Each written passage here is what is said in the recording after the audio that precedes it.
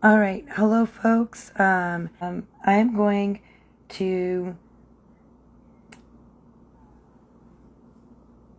be reading poems that I wrote when So I'm going to be reading poems that I wrote over the years when I was writing speeches for protests.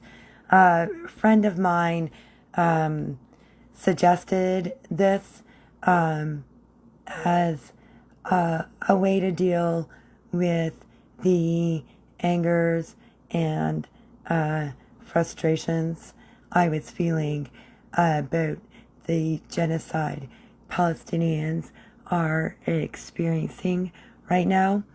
And I thought that was a good idea. And then I decided to do it live. But Instagram won't let me go live right now because you know, I got angry at too many settlers over the past month, so my account has some restrictions. So here I am. And appropriately, this one is called What is a Land Acknowledgement? Um, and I wrote this when I lived in a different city. Here we go. Also, my throat's not great because of chronic bronchitis.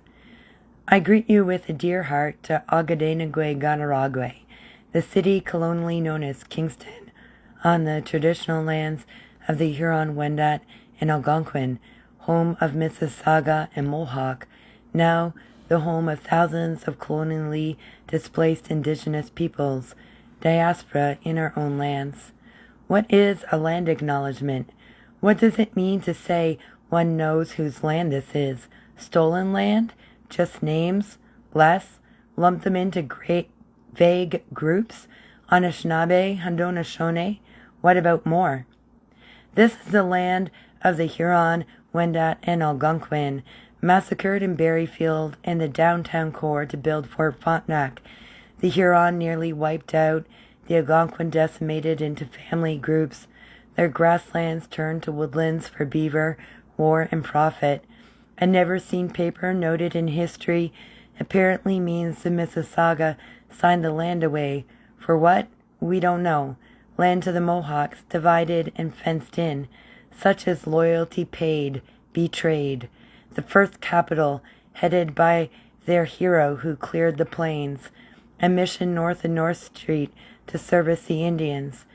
Prisons, mental hospitals, military, governance, higher learning, stolen Algonquin boys for free farm labor on the islands, 1950s, land they say breeds only darkness now, count its institutions, identity and life erased, beaten over and over, matriarchy ended, poverty created, multiple genders, sacred genders conquered by a cross, nations who never conceived of orientation, assaulted, sexual violence instituted, raped the earth. 70% of local indigenous children still stolen today. Genocide never ended. A land where one day the new people will learn that all empires fall. All right. So for anyone joining in, I'm reading poems I have written over the years during writing speeches for protests. Land back, that simple. Not land back if you approve of how we will do things. Land back. Not land back if we promise utopia while we sit in your hellscape. Land back. Not land back with theory, for indigeneity looks different in different places. Land back. Not land back if we assure all your white fears. Fears we will do unto you what you do unto a globe of indigenous people. Those fears are not a land back problem. Land back. This one's called A Mother's Day Poem. On Mother's Day, I always wanted to say Happy Mother's Day to a real mom. As a child, I hid in my room. I had stomach aches. As an adult, I avoided the phone and cringed every time someone mentioned the day. As a child, I always made a Mother's Day card that I stashed in my dresser, waiting to give it to the most beautiful mythical being, my real mom. I would know hugs, I would know kisses, I would know love. Instead, I know fear, I know loneliness, I know trauma. On Mother's Day, remember the scoop. Children's, mothers, fathers, siblings, alone and without Mother's Day. Burn the flag that stole our mothers. Smash social services. Tell a mom whose child was stolen in genocide that we love them every day. Every day has been, I wish I had a mom day. So that poem's about the 60s scoop. This one is called The Next 7 Generations. The next 7 generations. This is why I sing. This is why I dance. The next 7 generations. This is why I pray.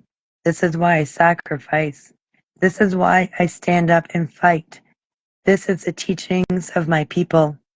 I learned to stand young, to sacrifice my heart in battle and confrontation, to live in defense of our hearts, of life, our mother, the earth, for the next 7 generations of all our relations. I faced arrest, not always bravely, to say no settler colonialism. Enough is enough. My children's future will not lie in peril, not this time, not anymore. I learned what it means to fight for the next 7 generations. I thought I knew. I thought that's what I was doing as I stood in the depths of settler hate, as I stood in the depths of Indigenous self-hate and respectability, as I stood and declared my intention to protect my children from this fight. But I can't protect my children today in a stand for 7 generations. I can't protect my children and protect their grandchildren's grandchildren. Not when our invaders believe their invasion is just and holy, a beacon of light everlasting. Oh, Canada. Today, my child went off to fight to protect the next 7 generations. This is what it means. To protect 7 generations, we sacrifice ourselves and our children's. This is a warrior's pain, to send your child off to battle. I thought I battled so she wouldn't have to. I thought I cried to save, in pain, to save them. I thought every broken bone, every scar to my soul was to save them from a warrior's scars.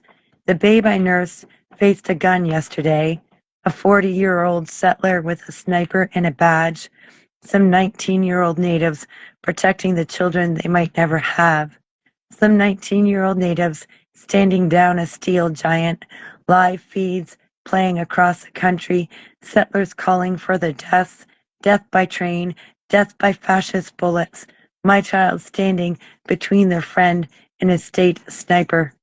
Protect the next 7. These were my words to them as they left to defend their people. Protect the next 7.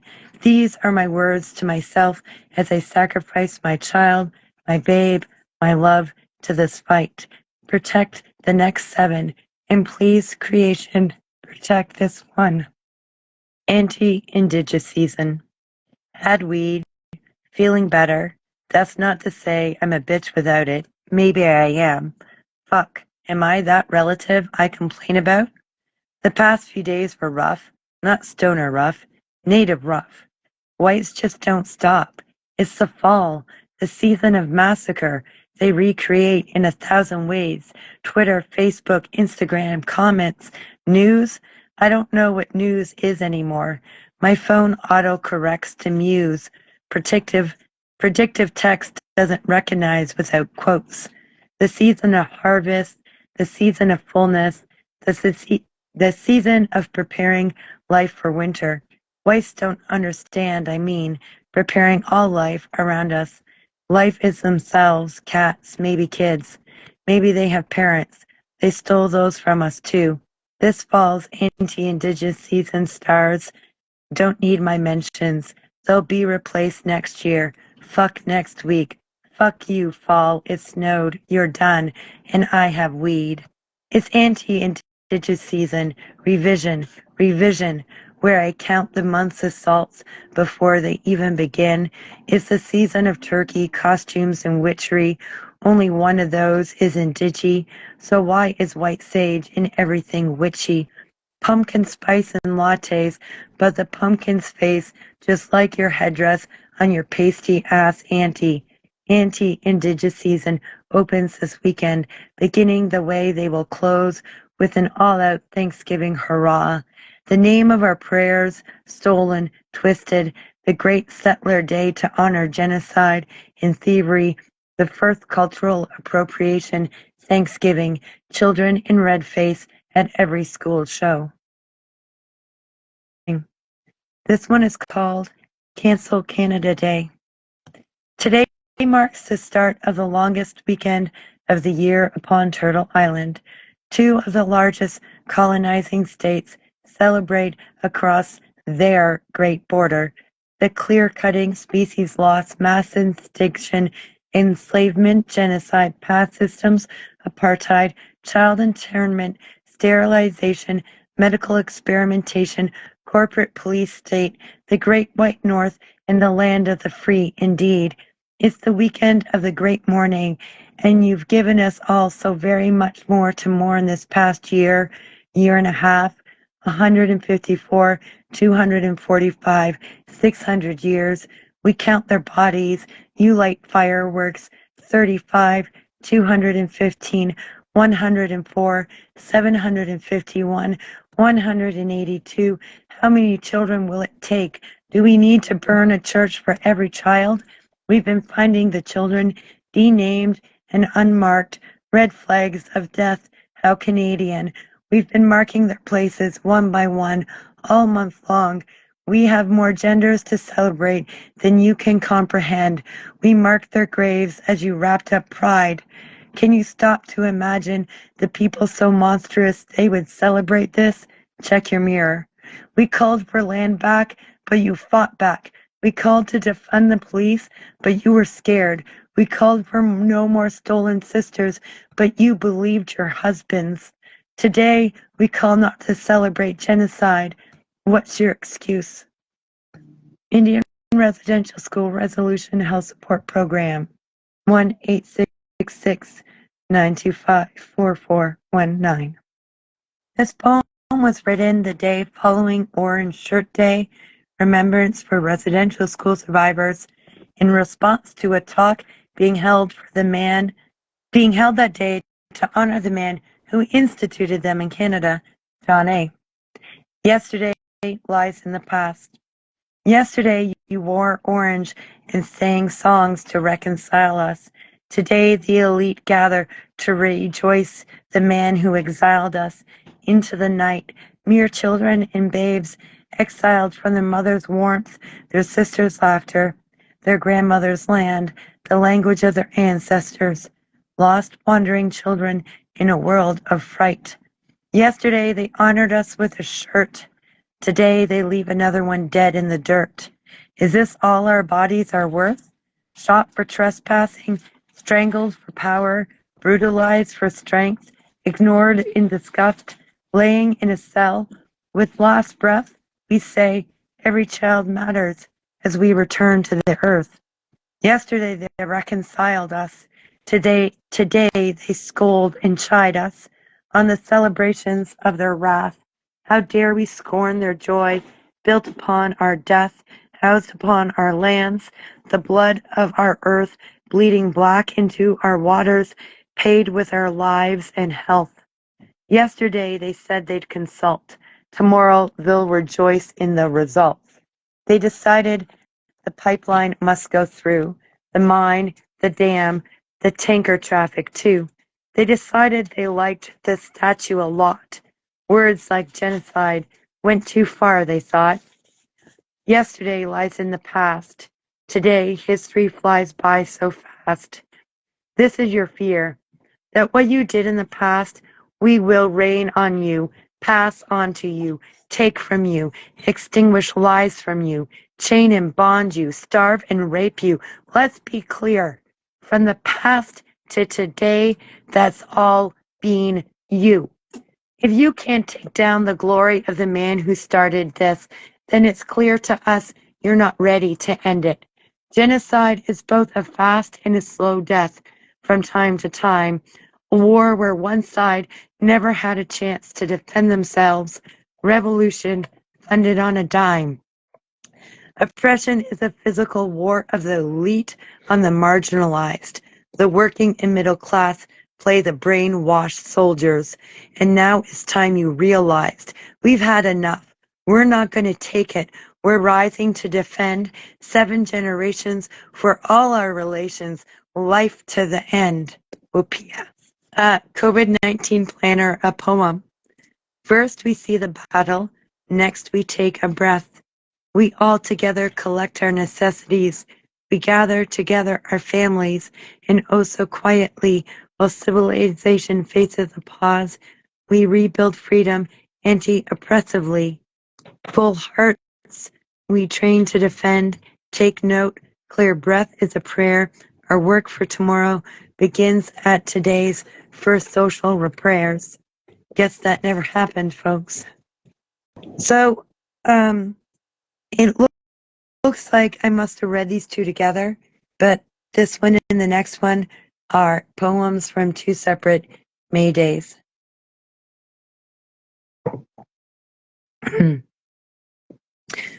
For the workers, for the colony, we gather here today to join as one, raise our voices to the sky, whose streets, our streets, the colonial citizens cry. We demand higher wages, we demand equal treatment, respect our workers. Workers in the prisons, workers in the oil fields, workers in the mines, workers driving out Indians one at a time. We cheer for the leaders of the march long ago. Haymarket riots, the bankers are our foes. Give the workers more money, more food, more bread, for they keep the colony strong. Here's a piece of history I share for you today. Those workers built the railway to clear buffalo from the plains, the railway to the west, to kill my people, my nation, conquer my land and sacred hills for gold and profit in the Indian wars. That's your workers. Your leaders of the march, they worked for my death. I stand here today despite Haymarket, despite the Parsons. My great-grandparents survived your workers. But will I? Will I survive the world your workers built? Work to poison rivers? Work to bleed the land? Work to fill your landfills? Will I survive your workers? Missing and murdered? Will I fall to be a red dress? March today. Call in the streets today. But do so in awareness of your place. Your place as colonial consumers of indigenous life and lands. Speak words that are anti-colonial here on your stolen lands, with your stolen resources, stolen lives, stolen fight. For if you fight for those who build the colony, you fight for the crown, the bankers and politicians, for destruction. It's time to change the fight.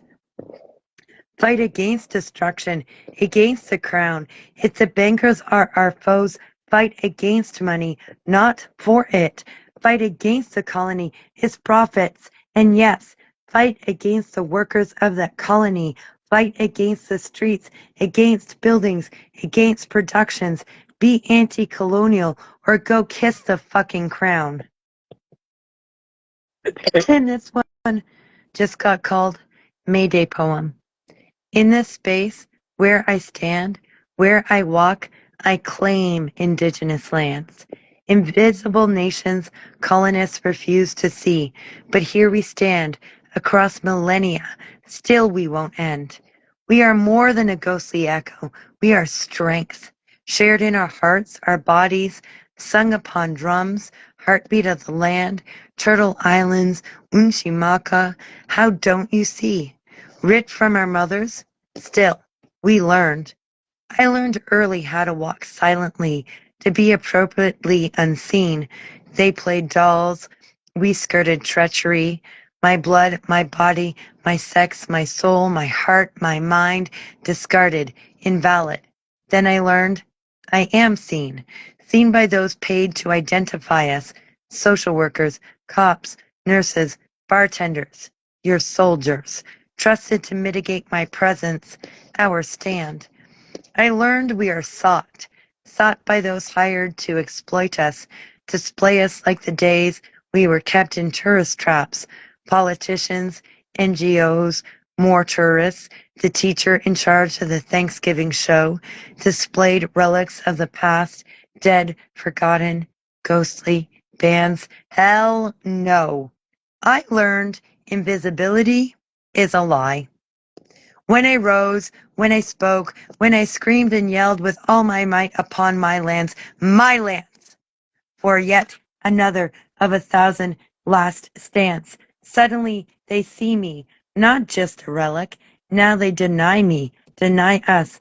They claim to de-identify us, re-identify us, off-res, displaced, drunk, half-breed, using their systems. How dare they suggest any of that's a choice?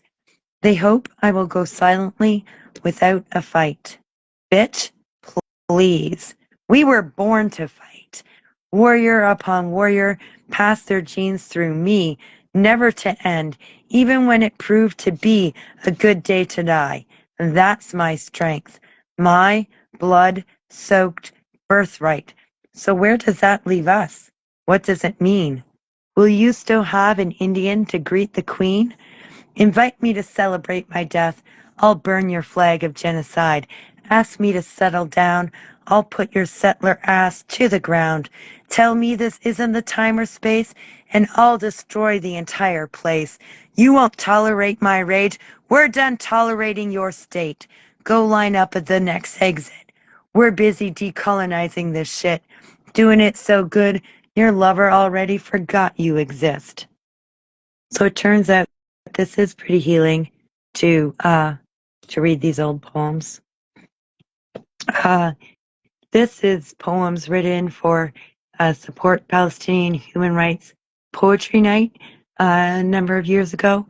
I attended that for several years, and this poem was written in response of what I knew we should expect at the Palestinian Indigenous Poetry Night. I believe it was called Turtle Island Palestine Poetry Night. Okay. White girl, we didn't trigger you. Sit back down in your seat, white girl. You're not triggered. I saw you bawling to your friend, shaking your head in dismay, taking up more space in your seats than all our speakers upon this stage. Sit still, white girl. Yes, I said there'd be peer support and a smudge for those who are triggered. I see you looking frantically for the smoky bundle. But we're not your peers, and you're not triggered. Be quiet, white girl. No one is coddling you tonight.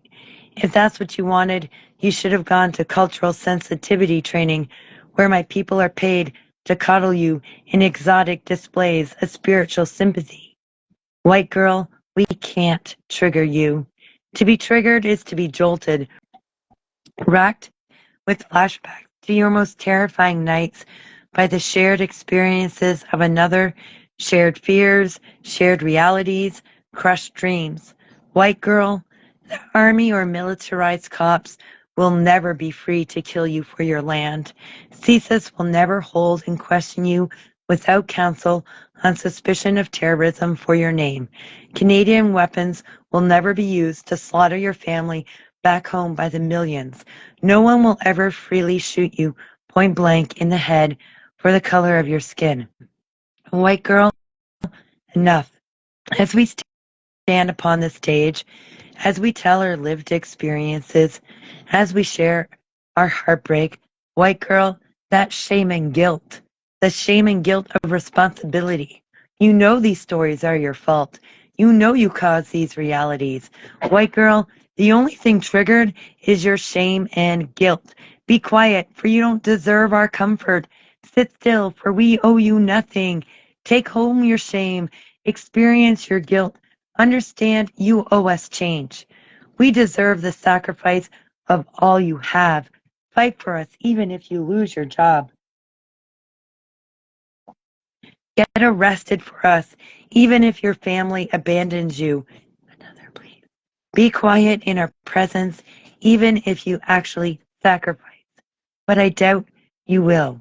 Just like I doubt you'll ever understand how deep your fake trauma displays cut us. Let's see if I can get through this one without crying.